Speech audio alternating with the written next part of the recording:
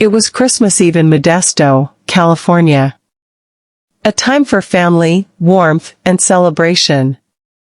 But in one quiet neighborhood, a young woman, glowing with the excitement of impending motherhood, vanished without a trace.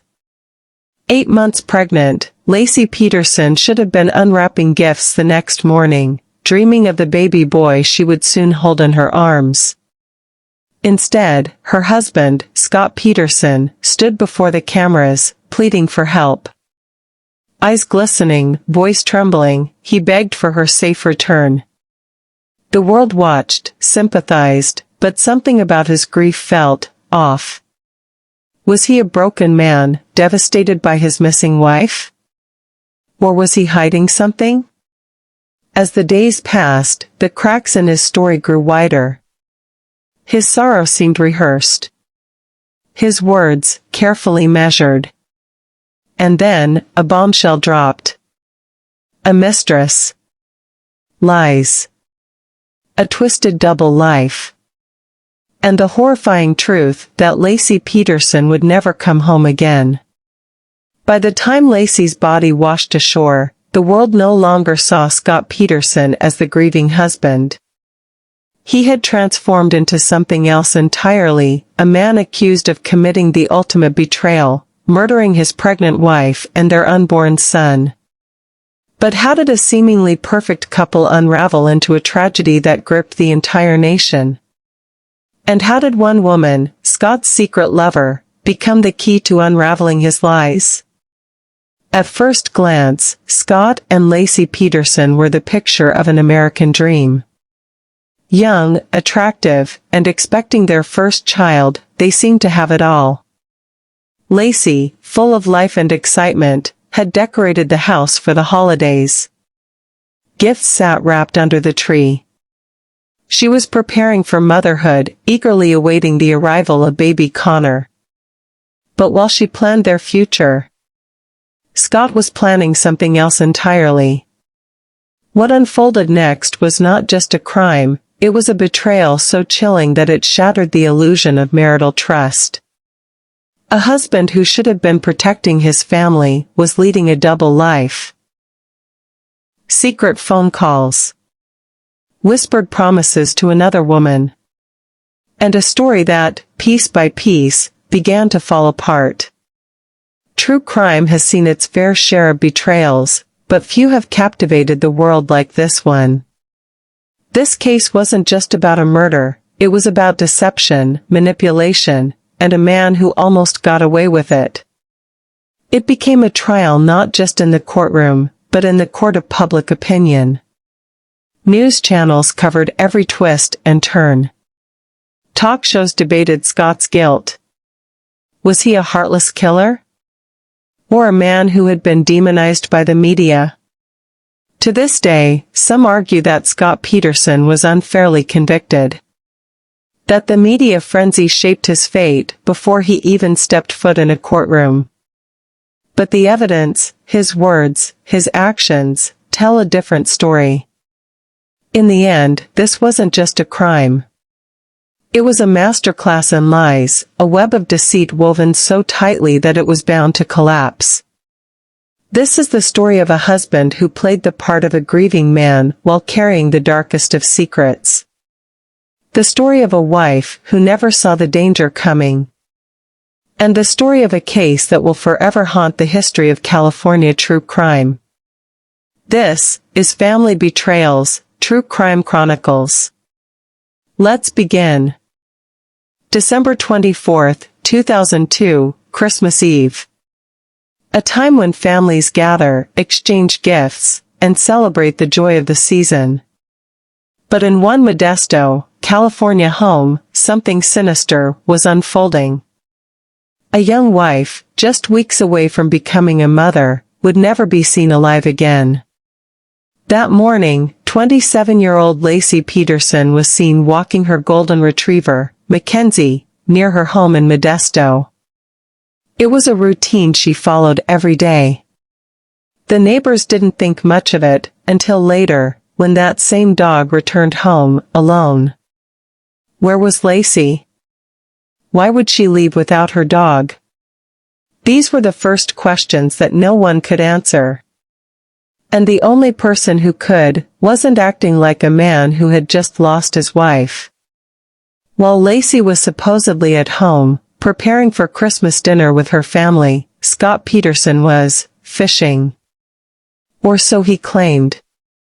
He told investigators he left that morning for the Berkeley Marina, over 90 miles away, to go fishing alone on his new boat.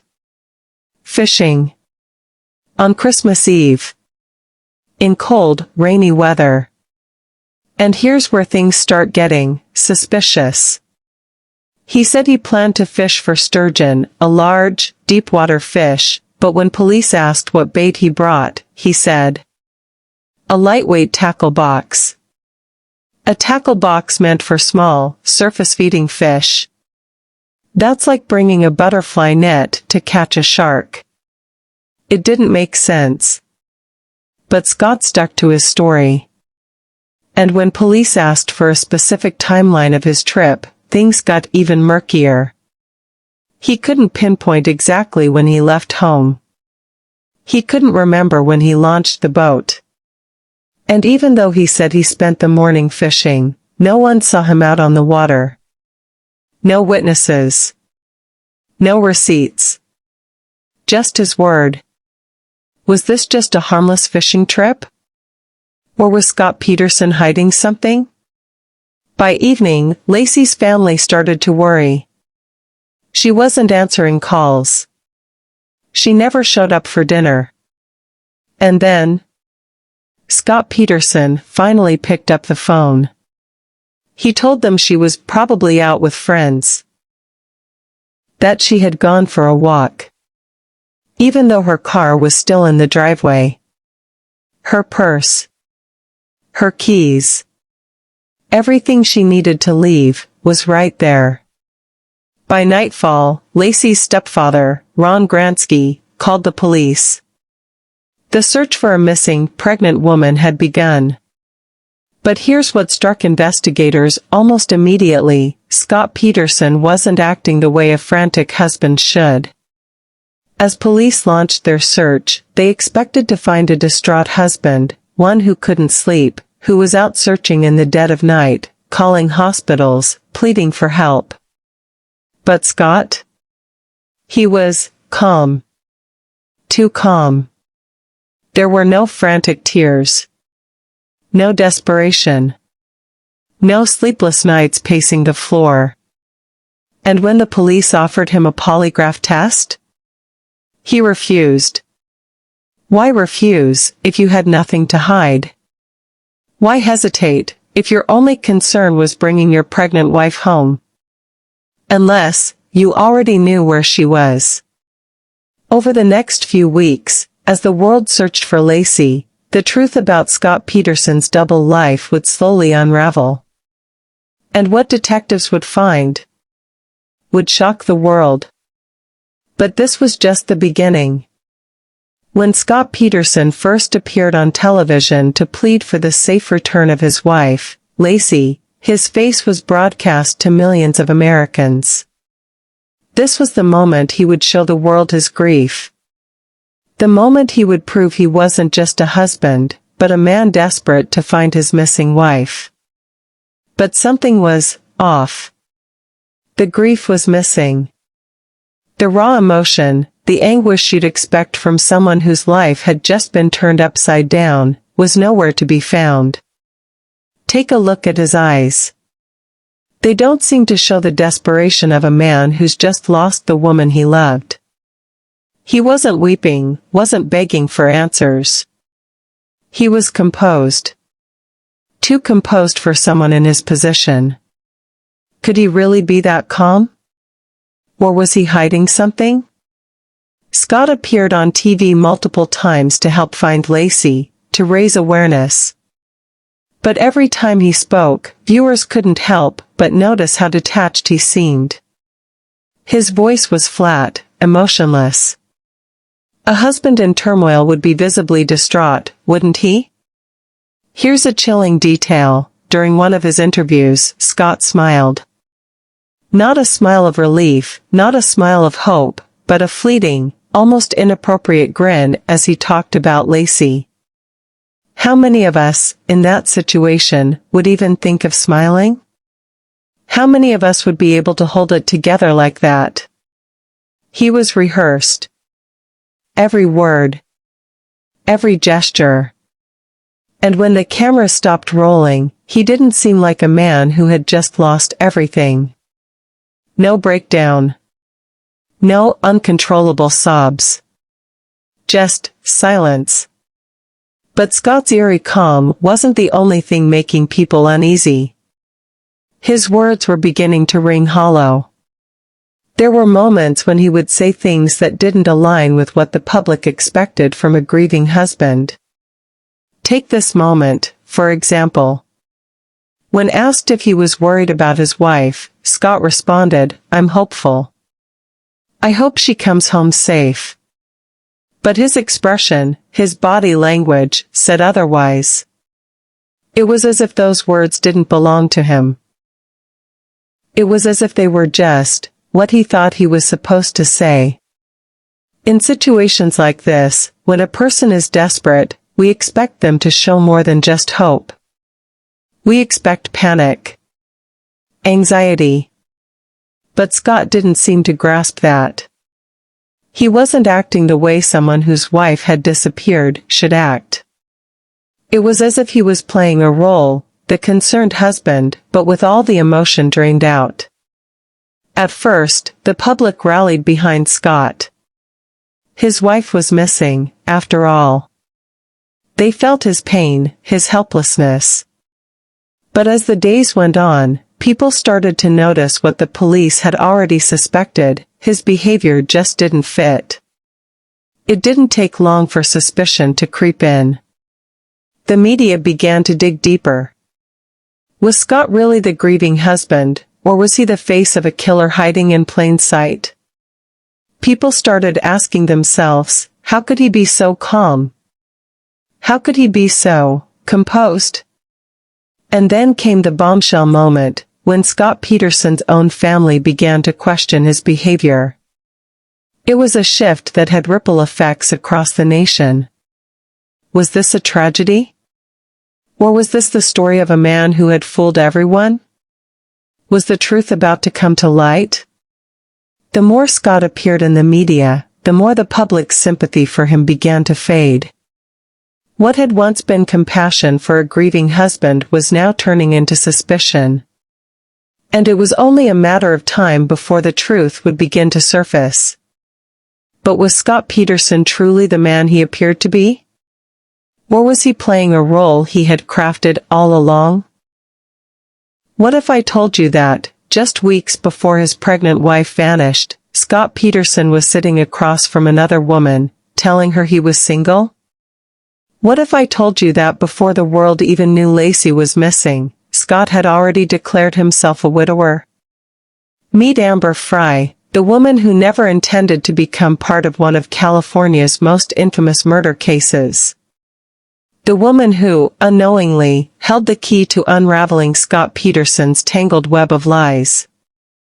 Amber Frey was a single mother living in Fresno, trying to build a stable life for herself and her young daughter. She wasn't looking for scandal. She wasn't looking for danger. She was looking for love. In November 2002, a friend introduced her to a handsome, charming man named Scott Peterson. He was polite, well-spoken, attentive, everything she had been hoping for. But most importantly, he was single. Or, so she thought. From the very beginning, Scott told Amber he was unattached. No wife. No children.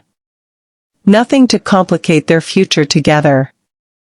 He was looking for something real, something serious. And Amber believed him. Why wouldn't she? But here's the disturbing part: while Scott was building a fantasy with Amber, his wife was at home, preparing for their baby's arrival. Laci was decorating for Christmas, making plans, completely unaware that her husband had already written her out of the picture. And then, on December 9th, Just 2 weeks before Laci would disappear, Scott looked Amber in the eyes and told her something chilling. He said this would be his first Christmas without his wife. That he had lost her. That he was a widower. At that moment, Amber had no reason to doubt him. She had no reason to believe that, across the state, a woman was still alive, completely unaware that her husband was already erasing her existence. And then, just 2 weeks later, Laci vanished. The lie Scott had told was no longer just deceit. It was foreshadowing. When Amber saw the news, when she saw Scott's face plastered across every television screen, her world shattered. The man she had been falling for, the man who had promised her a future, was not just married.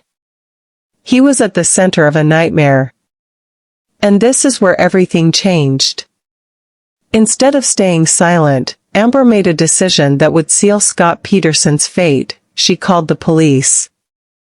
And from that moment on, she became their greatest asset. Over the next several weeks, Amber recorded dozens of phone calls with Scott. Conversations where he spun lie after lie. Conversations where he pretended to be out of the country, while in reality, he was standing in front of news cameras, pleading for his wife's return. Scott Peterson, the man begging for help on national television, had called his mistress on the very same night Laci's family was holding a vigil for her. He wasn't grieving. He wasn't broken. He was planning his next move. Amber's recordings became the backbone of the case against Scott. They painted a picture of a man who had already moved on. A man who had been living 2 lives, one with his pregnant wife, and one with the woman he never planned on telling the truth.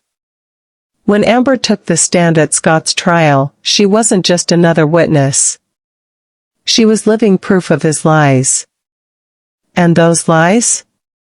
They would soon become impossible to ignore. What happens when a criminal case becomes a national obsession? When every headline, every news segment, and every talk show paints a single man as guilty, before he ever steps into a courtroom?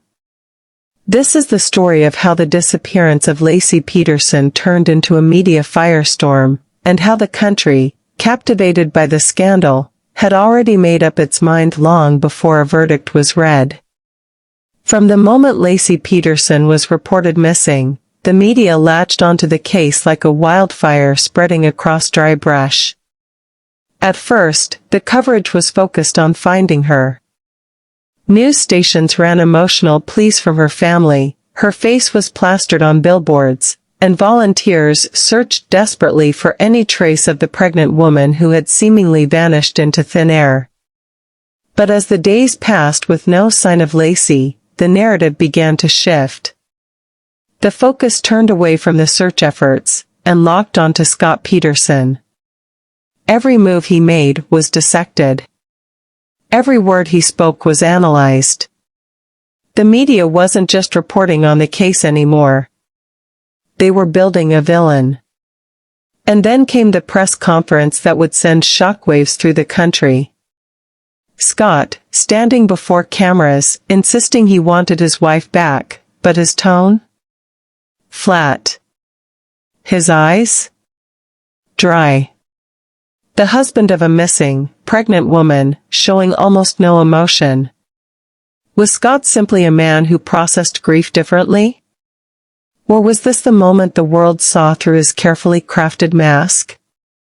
As the case gained momentum, something dangerous began to happen. The lines between fact and speculation blurred.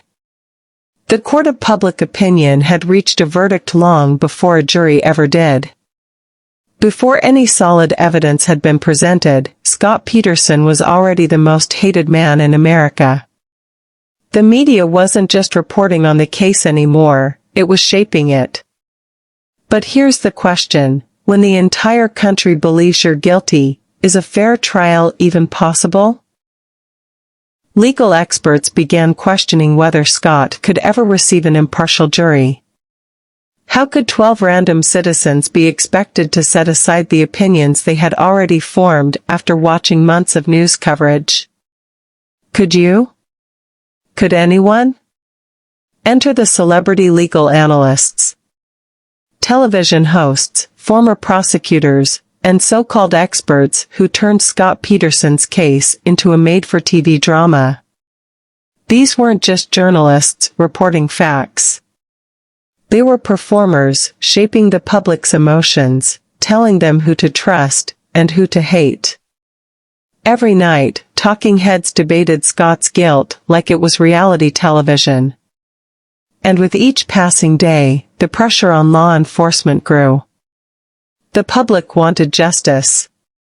And they wanted it now. But here's something to think about. If Scott had been a different kind of man, if he had wept on television, if he had looked more broken, would the world have seen him differently? Did the media push the public toward the conclusion they wanted, or the one they needed? Coming up next, the evidence that sealed Scott Peterson's fate. What really happened in that jury room? And did they get it right? Stay tuned. For over a year, the case of Laci Peterson's disappearance gripped the nation. But now, it was no longer just a media spectacle, it was time for justice. Inside this courtroom, 12 jurors would decide whether Scott Peterson was a grieving husband or a murderer who planned the entire thing. And as the trial unfolded, the evidence against him began stacking up, piece by piece. April 13, 2003, nearly 4 months after Laci disappeared, the case took a horrifying turn. The bodies of Laci and her unborn son, Connor, washed ashore in the San Francisco Bay. The discovery was a devastating confirmation of what many had feared: Laci wasn't coming home. And Scott Peterson? He had been fishing in that exact location on the day she vanished. The prosecution argued that this wasn't just a tragic coincidence. They claimed Scott had dumped Laci's body into the bay that very morning, before calling her family to pretend everything was fine. But that wasn't the only damning evidence. Investigators uncovered GPS records showing Scott had visited the marina multiple times before Laci disappeared. Why would he be scouting that location weeks prior? And then there was the money trail. Scott had taken out a life insurance policy on Laci. $250,000. Was this a grieving husband, or a man preparing for a future without his wife? And perhaps the most disturbing? While thousands of volunteers searched desperately for Laci, Scott was out playing golf, buying a new car, and planning a life with Frey. Did that look like the actions of a desperate husband, or a man who already knew his wife was never coming back? Scott's legal team knew the odds were stacked against them. The media had turned him into a monster, and the public was demanding justice. But the prosecution had a problem: there was no physical evidence linking Scott to Laci's death. No murder weapon. No crime scene. Just circumstantial evidence and a timeline that didn't add up. The defense argued that the case was built entirely on speculation. They claimed there was no proof Scott had ever harmed Laci. No one had seen him commit a crime. And as for his strange behavior? His lawyers said grief affects people differently. Just because Scott didn't cry on camera didn't mean he was guilty. But was that enough to convince a jury? Would they believe that Scott Peterson was simply a victim of a media-fueled witch hunt, or would they see him as a man who had carefully planned his wife's murder? On November 12, 2004, after months of testimony and days of deliberation, the jury made their decision. Scott Peterson was guilty of first-degree murder for killing Laci. Guilty of second-degree murder for the death of his unborn son, Connor. And in a decision that stunned the courtroom, he was sentenced to death. The verdict was met with both relief and controversy. Some believed justice had finally been served. Others questioned whether the jury had been influenced by the media circus surrounding the case. But one thing was certain: Scott Peterson was heading to death row. For nearly 2 decades, Scott Peterson sat on death row in San Quentin, the most notorious prison in California. But in 2020, a shocking ruling changed everything. The California Supreme Court overturned his death sentence, citing significant errors in jury selection. While his conviction remained, Scott was no longer facing execution. Instead, he was resentenced to life in prison without parole. A second chance, if you can call it that. But the question still remains: did the jury get it right? But this case isn't over. Even now, new details are emerging. Was Scott Peterson wrongly convicted, or is there still more to uncover? For over 2 decades, the case of Laci Peterson has remained one of the most controversial in California's history. Some believe Scott Peterson was a cold-blooded killer who planned the murder of his pregnant wife. Others argue he was convicted by the court of public opinion before he ever set foot in a courtroom. The question remains: did he truly get a fair trial? From the moment Scott's face appeared on TV, the media crafted a story, one of deception, betrayal, and murder. But did the 24/7 news coverage make it impossible for him to get a fair trial? Legal experts have debated this for years.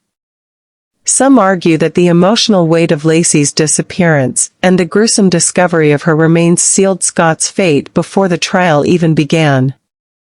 Others believe the jury made the right call, based on the evidence presented. The reality is, Scott's conviction was based entirely on circumstantial evidence. There was no smoking gun, no DNA, no witnesses, no crime scene. But the jury believed the timeline, the financial motives, and Scott's own behavior told the real story. Was that enough for a guilty verdict? Or was it simply too easy to believe the worst about a man who acted strangely from the start? This case reminds us that appearances can be deceiving. To the outside world, Scott and Laci Peterson seemed like the perfect couple, young, attractive, preparing to start a family. But beneath the surface, something was very wrong. Laci had no idea that her husband was living a double life, telling another woman that he had lost his wife before she was even gone. How well do we really know the people we love? How often do we ignore the warning signs, believing that the person beside us could never betray us in such a cruel way? Laci Peterson didn't live to see the truth. But her story is a reminder that even the most beautiful love stories can hide the darkest secrets. Now, we turn to you. After everything you've seen, Scott's alibi, Amber Frey's testimony, the media circus, and the circumstantial evidence, do you believe Scott Peterson was guilty beyond a reasonable doubt? Or do you think the jury got it wrong? Let us know in the comments below. This case is still being debated to this day, and we want to hear your thoughts. If you found this story gripping, don't forget to like, subscribe, and hit the notification bell. We have more shocking California true crime cases coming your way. Until next time, stay safe, and stay curious.